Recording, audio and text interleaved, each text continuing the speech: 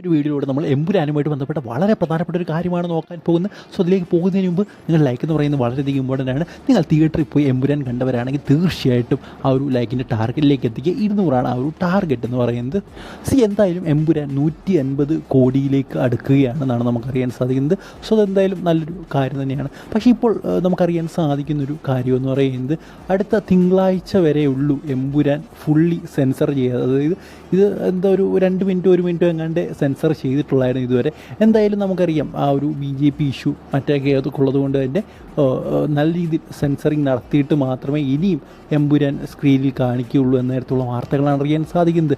ഗുജറാത്ത് കലാപം ഉൾപ്പെടെയുള്ള പല സംഭവങ്ങളിലും വ്യക്തമായ സ്റ്റേറ്റ്മെൻറ്റ് എമ്പുരാൻ ഇറക്കിയിട്ടുണ്ട് എന്ന് തന്നെ പറയാം, പ്രത്യേകിച്ചും മുരളി ഗോപിയുടെ സ്ക്രിപ്റ്റിൽ. സോ അതുകൊണ്ട് തന്നെ സെൻസറിങ് കൺഫേം ആണെന്നാണ് നമുക്ക് അറിയാൻ സാധിക്കുന്നത്.